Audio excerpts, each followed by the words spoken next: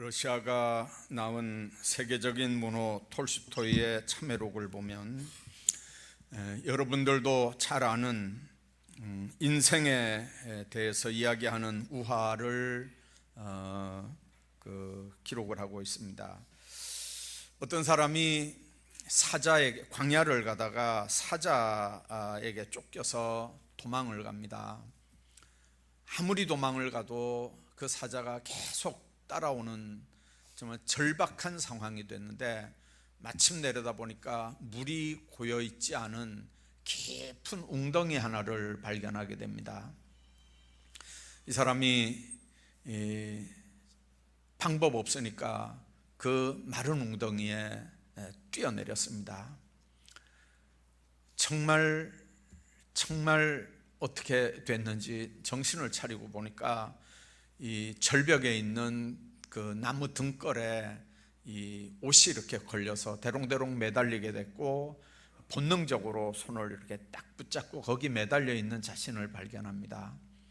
정신을 차리고 위로 보니까 사자가 으르렁거리고 올라오기만 하면 잡아먹을 기세로 기다리고 있고, 저 밑을 내려다 보니까 떨어지기만 하면 삼켜버리겠다고 우글거리는 큰 뱀들이 그 밑에서 막 움직이고 있습니다.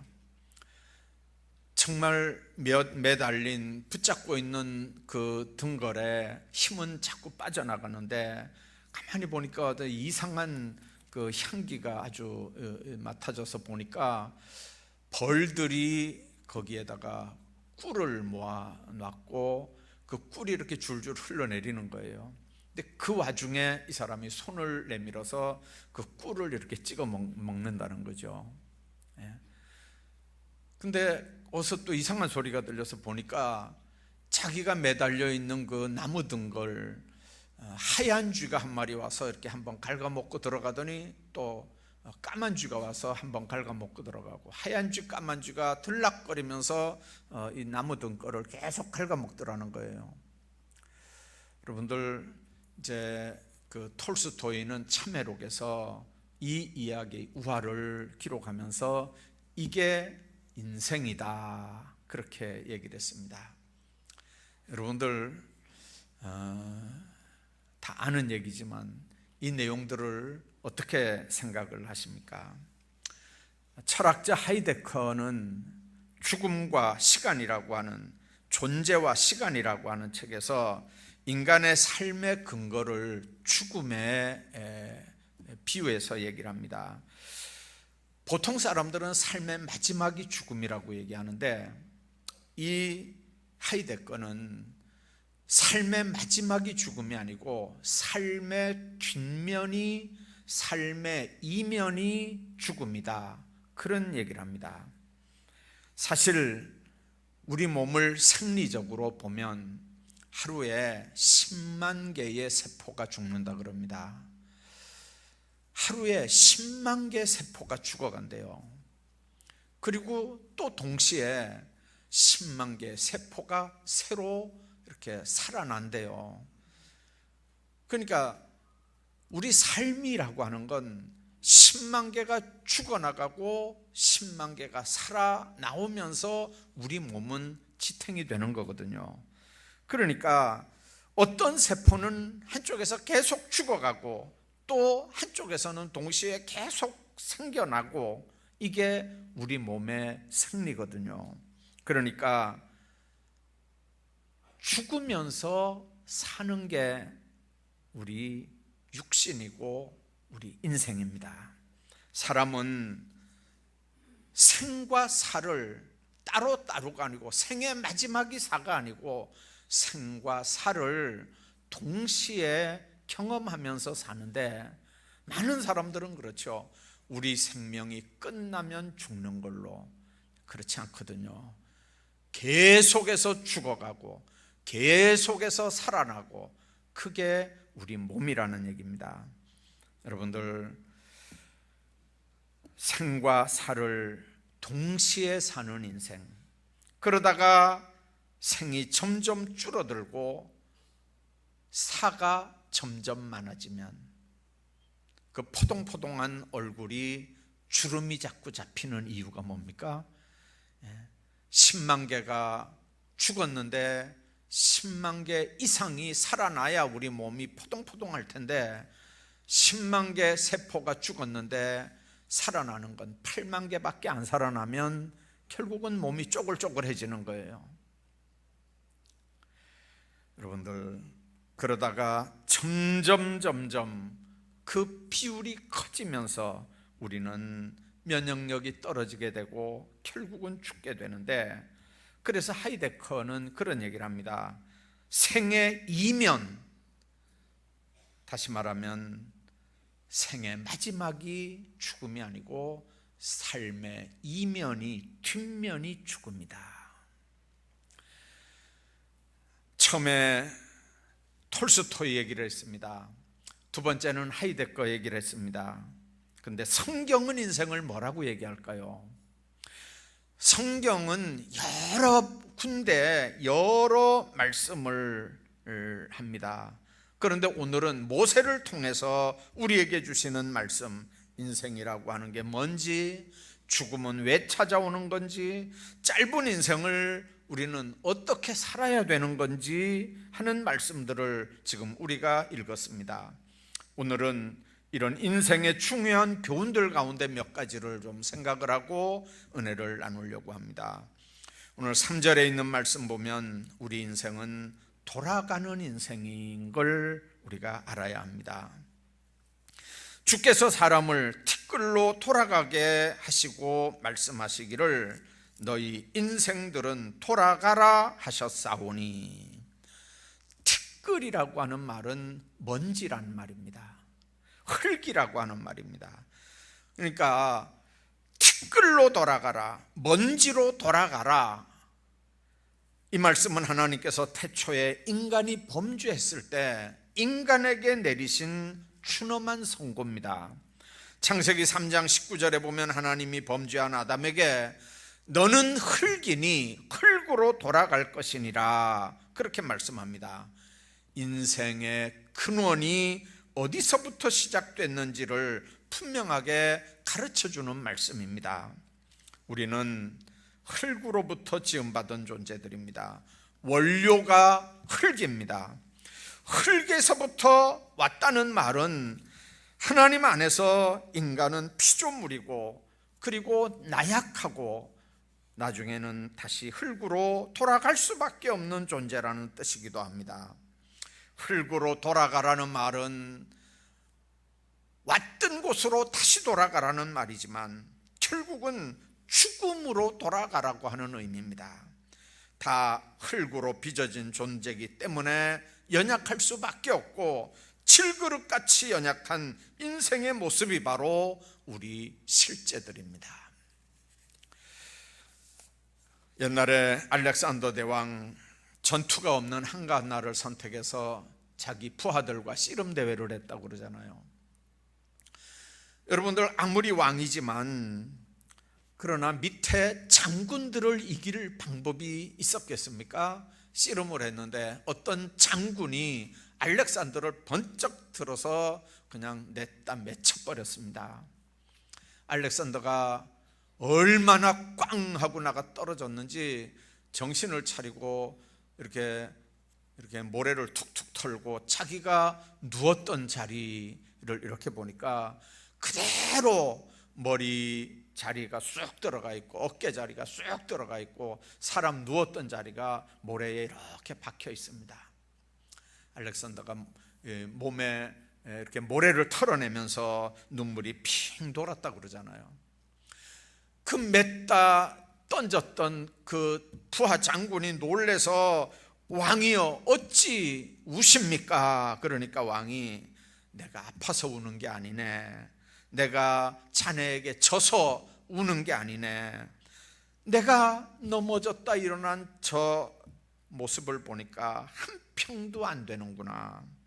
내가 세상을 다 정복했는데 결국 내가 묻힐 곳은 저 조그만 땅 한 덩어리밖에 안 된단 말이냐, 이게 인생이란 말이냐, 그러면서 울었다는 얘기잖아요. 역사상 가장 넓은 땅을 정복했던 왕입니다. 그도 방법 없이 한 평의 땅에 묻혀야 되는 겁니다. 그가 만든 나라, 그가 누렸던 권세, 그가 누렸던 부귀영화들, 지금은 자취도 흔적도 없이 사라졌습니다. 인생이라고 하는 거 대단한 것 같지만 지나놓고 보면 그렇게 대단한 게 하나도 없습니다. 생각하면 할수록 그렇게 허무할 수밖에 없는 게 인생입니다. 보이는 것에 기대를 걸고 살면 참으로 한심하고 기가 막힌 겁니다. 그러므로 변하는 거, 없어지는 것에 우리의 소망을 걸고 살면 안 됩니다. 그런 건 다 떠나는 것들, 그런 것들은 다 변하는 것들, 그런 것들은 다 없어질 것들, 마음을 단단히 먹고 간단하게 생각을 하고 살아야 합니다. 요즘에는 코로나 때문에 병원 신방을 잘 하지 못하지만 환우들을 대할 때마다 느끼는 건 인간이라고 하는 게 참으로 약한 게 우리 육신이구나 하는 걸 느낍니다. 말할 수 없이 약한 게 우리 육신입니다. 조그만 충격에도, 조그만 스트레스에도 견디지 못하고 그냥 팍팍 쓰러집니다. 조그만 코로나 바이러스 하나도 열이 나고 생명이 위태로워지는 건, 그건 우리의 연약함을 보는 현실입니다. 여러분들, 자신이 강하다고, 자신이 건강하다고 큰 소리 치는 사람들은 아직도 뭘 몰라서 그렇습니다. 연약한 인생들이 뭘 자랑할 수 있겠습니까? 남보다 조금 우월하다고, 돈 몇 푼 더 있다고, 권력 좀 더 있다고, 좀 배운 게 더 있다고 우쭐대고 자랑할 게 아무것도 없습니다. 요즘 뉴스들을 한번 보십시오. 뉴스 장식하는 사건들을 보면서 거기 나온 사람들 다 대단한 사람들이었는데 역시 연약한 인생, 흙으로 왔던 인생, 흙으로 돌아갈 수밖에 없는 그런 모습들을 우리가 봅니다. 성경은 그렇게 얘기합니다. 돌아가라 하셨사오니 그대로 돌아갈 수밖에 없는 게 우리 인생인 걸 기억하라는 겁니다. 젊음도, 지식도, 재물도, 명예도, 권력도 언젠가는 다 사라지고 말 것을 명심하고 살라는 겁니다. 언젠가는 없어지고 사라질 그걸 부둥켜 알고 거기 집착하고 거기 미련 가지고 그게 최고인 양 거기에 최우선순위를 부여해서 그렇게 살다가 나중에 비참한 최후를 맞이하지 말라는 말입니다. 그러므로 한순간도 잊지 말고 살아야 되는 게 있습니다. 내가 돌아가고 있는 중이라고 하는 걸 알아야 합니다. 때가 되면 하나님의 심판대 앞에 반드시 서야 될 날이 다가오고 있다고 하는 걸 우리가 헤아려야 되는 겁니다. 내가 행한 모든 일, 내가 했던 모든 말, 내 삶의 모든 흔적의 결산서를 써야 할 최후의 순간이 점점 다가오고 있다는 사실을 여러분들 인정하고 싶지 않겠지만 인정하셔야 됩니다. 그걸 인정하고 살아야 삶의 본질이 뭔지 알게 되고 신앙의 본질이 뭔지 알게 되고 삶의 질이 이 세상에서도 달라지게 됩니다. 그러나 주님을 사랑하고 섬겨온 여러분들에게는 그날이 눈물을 씻겨주시고 아픈 가슴들을 위로할 것이고 땀을 닦아주실 것이고 그리고 영광스러운 면류관을 받는 기쁜 날이 될 줄로 믿습니다. 그러므로 하나님의 심판대 앞에 설 때 주의 진노를 피할 길은 돌아갈 인생임을 기억하고 사는 온전한 믿음밖에는 없는 걸 우리가 아셔야 합니다. 뿐만 아니라 우리 인생이 유한한 인생인 걸 알아야 합니다. 그냥 무한대 인생이 아닙니다. 그냥 대단한 인생이 아닙니다. 유한한 인생입니다. 여러분들 살 때 덧없는 인생이라는 얘기를 많이 듣습니다. 짧은 시간 동안에 이 세상 와서 살다 가는 그런 게 인생입니다. 본문은 인생이 영원하지 못하다는 걸 계속해서 말씀합니다. 매우 순간적으로 지나가는 겁니다. 오늘 4절에 그런 말씀이 있습니다. 주의 목전에는 천년이 지나간 어제 같으며 밤의 한 순간 같을 뿐이니이다. 주께서 그들을 홍수처럼 쓸어 가시나이다. 그들은 잠깐 자는 것 같으며 아침에 돋는 풀 같으니이다. 푸른 아침에 꽃이 피어 자라다가 저녁에는 벤바 되어 마르나이다. 9절에 있는 말씀 한번 보십시오. 우리의 모든 날이 주의 분노 중에 지나가며 우리의 평생이 순식간에 다하였나이다. 10절 후반절입니다. 신속히 가니 우리가 날아가나이다. 그렇게 말씀합니다. 여러분들 세월이 얼마나 빨리 지나갑니까? 한 해를 시작한 지 엊그제 같은데 벌써 8월 첫 주일입니다. 이제 조금 있으면 대강절 준비한다 그럴 거고, 그렇게 하다 보면 2020년 또 금방 지나갈 겁니다. 오늘 본문 말씀이 아니더라도 우리 인생은 한낮 잠자는 것처럼 짧고 밤의 한 순간같이 순식간에 지나가고 홍수처럼 쓸어가 버릴 수밖에 없는 덧없고 유한한 인생인 걸 분명하게 말씀합니다. 오늘 9절에 있는 말씀 보면 우리 인생이 순식간에 다하였다고 말씀합니다. 이 순식간이라는 말은 숨 한 번 쉬는 사이라는 뜻입니다. 잠깐, 순간, 숨 한 번 쉬는 사이. 하나님이 보실 때 천년이 하루 같습니다. 인생이 이렇게 무상하다는 말입니다.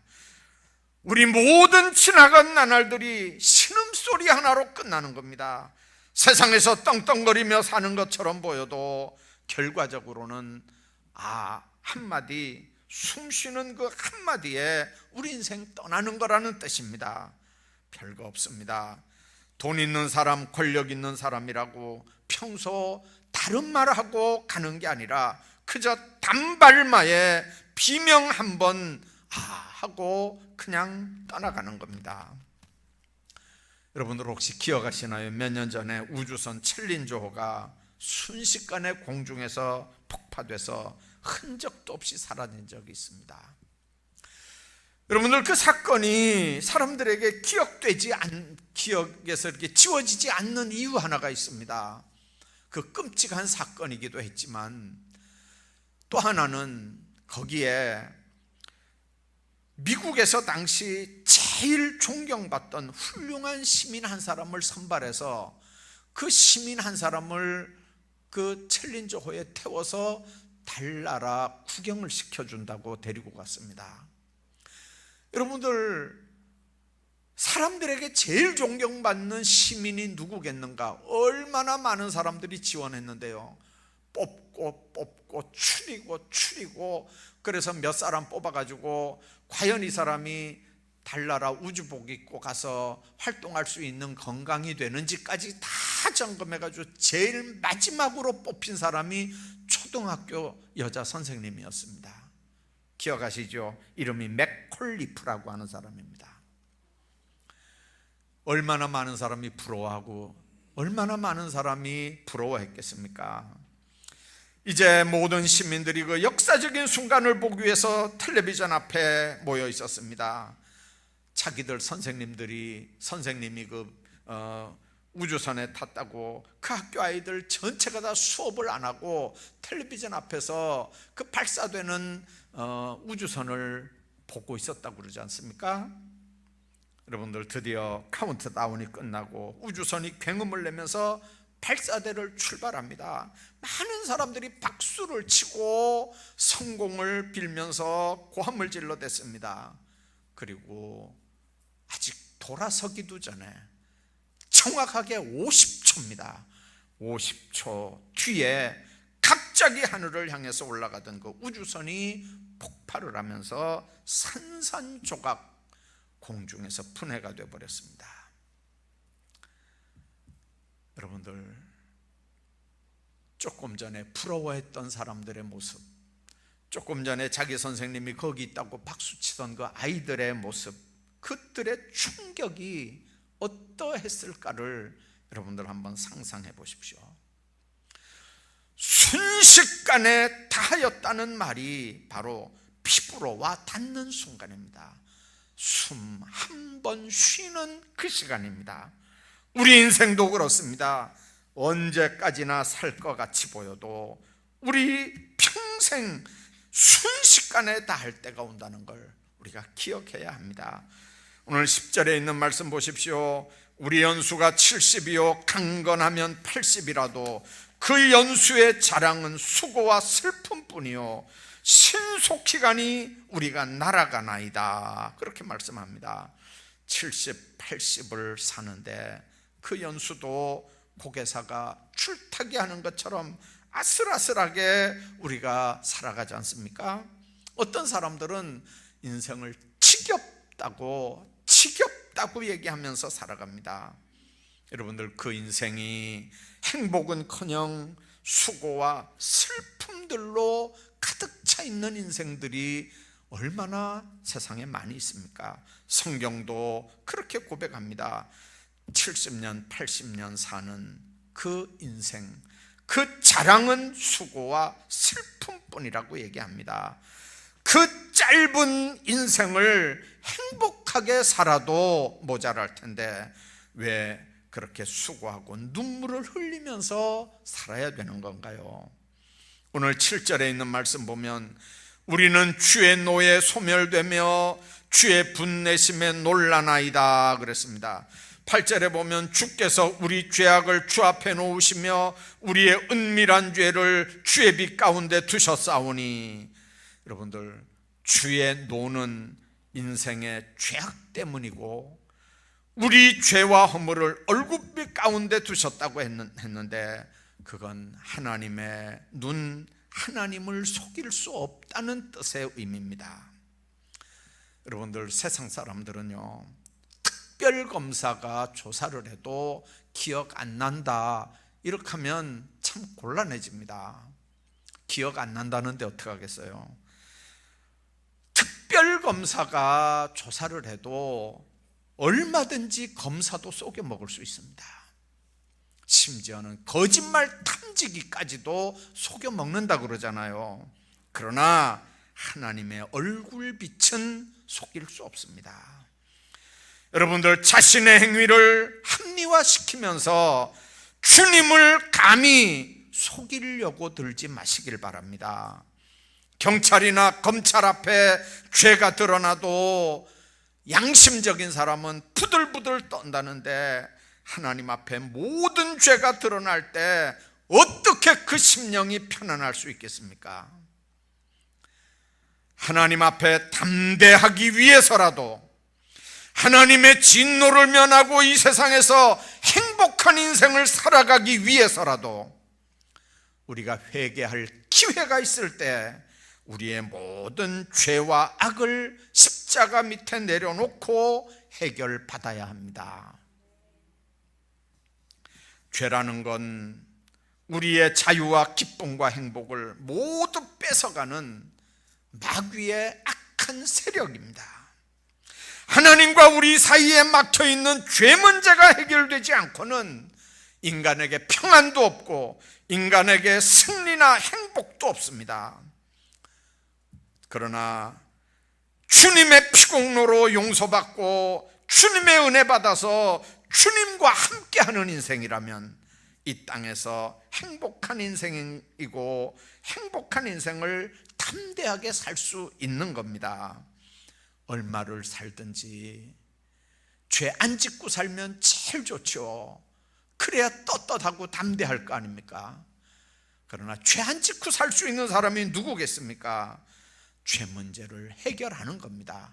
십자가 밑에 죄 문제 내려놓고 주님의 십자가 보혈로 용서받아 주님 앞에 죄 문제 해결하고 그리고 주님 앞에서 떳떳하게 담대하게 사는 겁니다.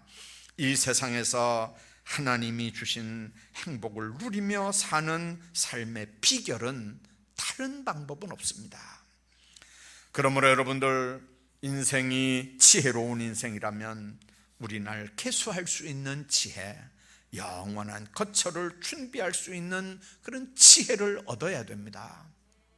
어차피 가야 되는 인생이고, 어차피 그 죄 문제 가지고는 하나님 앞에서, 하나님과 인간 사이에 막혀진 그 죄 문제에 있으면 하나님 앞에 평안도 축복도 담대하게 세상 사는 방법도 다 빼앗겨 버린다면, 여러분들, 우리가 얼마 남은지, 얼마 남은 인생인지 빨리 계산해야 될 거고, 그리고 그 하나님 나라 가서 누릴 영원한 거처, 그거 준비해야 될 거 아닙니까? 그래서 12절 말씀을 한번 보시기 바랍니다. 우리에게 우리날 계수함을 가르치사 지혜로운 마음을 얻게 해달라고 그렇게 기도합니다. 여러분들, 짧은 인생을 살면서 우리 인생을 보람있고 행복하게 살려면 가장 먼저 우리 남은 날수를 계산할 줄 알아야 합니다. 우리 날수를 계산할 수 있는, 넘버링할 수 있는 지혜를 달라고 하나님 앞에 기도해야 합니다. 이 지혜가 필요합니다. 사람들은 너무 어리석게 인생의 날수를 계산하지 못하고 살아갑니다. 아예 계산하는 자체를 싫어합니다. 그런 말을 금기사항으로 여깁니다. 요즘에 병원에 이야기 들어보니까 옛날에는 보호자를 불러서 당신 이제 암 몇 기입니다. 앞으로 당신 3개월밖에 못 삽니다. 가서 맛있는 거 잡수시고 다 집을 이렇게 잘 자녀들한테 하고 싶은 얘기 다 하시면서 사십시오. 의사가 본인을 불러놓고 가족들 불러놓고 다 얘기한대요, 요즘에는요. 근데 몇 년 전만 해도 분위기가 그렇지 않았지 않습니까? 보호자들 불러놓고 내일 모레 죽을 사람한테도 절대로 비밀로 붙이고 보호자들한테만 얘기했어요. 보호자도 그 얘기를 감히 환자한테 못하는 거예요. 근데 여러분들, 얘기하셔야 돼요. 얘기하셔야 돼요. 왜 얘기해야 됩니까? 그 육신은 언젠가는 가잖아요. 언젠가는 간다면 하나님 앞에 갈 준비를 하고 있어야 될 거 아니에요. 여러분들, 남은 날이 암 선고 받은 사람들, 시한부 인생 사는 사람들만, 암 선고 받은 사람들만 시한부 인생 사는 거 아니잖아요. 우리 모두가 다 성경이 말씀한 인생이 70이고 강건하면 80이라는데 여러분들 계산할 수 있어야 될 거 아니에요. 하나님 앞에 우리 남은 삶을 어떻게 살아야 되는지 계산해야 될 거 아니에요. 그 인생을 지혜롭게 살려면 남은 인생도 계산해야 되지만, 그 다음에 하나님 우리 부르면 가서 누릴 영원한 거처, 거기에 대해서도 생각하면서 준비하며 살아야 될 거 아니에요. 누가 지혜로운 삶입니까? 얘기하지 않고 쉬쉬하면서 준비 없이 죽게 하는 삶이 지혜로운 삶입니까? 아니면 준비시키고 남은 삶을 보람있게 살고, 그리고 하나님 나라를 준비시키는 삶이 그 사람 본인과 가족을 위해 지혜로운 삶입니까? 이 세상에서 우리가 가질 수 있는 최고 지식, 이 세상에서 우리가 얻을 수 있는 가장 위대한 지혜가 자신의 남은 날수를 계산할 수 있는 지혜, 영원한 거처를 준비하는 지혜임을 믿으시기를 바랍니다. 성도는 이 땅에서 천국 시민권을 가지고 사는 존재들입니다. 성도들의 고향은 천국입니다. 돌아갈 곳도 천국입니다. 이 땅은 나그네입니다. 이 땅에서 천국 시민으로 살아갈 때 전능하신 하나님이 우리를 다스리고 우리를 보호하시고 우리를 지켜주시는 백성이 되면 이거보다 더 행복하고 이거보다 더 폼나는 인생이 어디 있겠습니까? 우리 인생은 유수같이 살같이 지나갑니다. 영원하신 하나님을 붙잡으시기 바랍니다. 그 하나님을 의지하시기 바랍니다. 그분만이 내 창구주가 되심을 믿고 그분께 여러분들 인생을 맡기시기를 바랍니다. 나의 남은 날수가 얼마 되는지 진지하게 한번 생각해 보시기 바랍니다. 때가 돼서 주님 내 영혼 부르시면 돌아눕지도 못하는 나무통에 들어가서 여러분들 가만히 있을 내 모습을 한번 여러분들 한번 심각하게 생각하시기 바랍니다. 개수할 수 있는 지혜를 달라고 하나님 앞에 기도할 수 있기를 바랍니다. 덧없이 사라지고 무의미하게 흘러가는 세월 속에서 변화하는 세상 바라보면서 낙심하고 절망하고 좌절하지 말고 믿음의 눈을 들어서 우리를 위해서 예비한 영원한 하나님 나라 바라보면서 우리 남은 날들을 정말 지혜롭게 살아가시기를 주의 이름으로 축복합니다.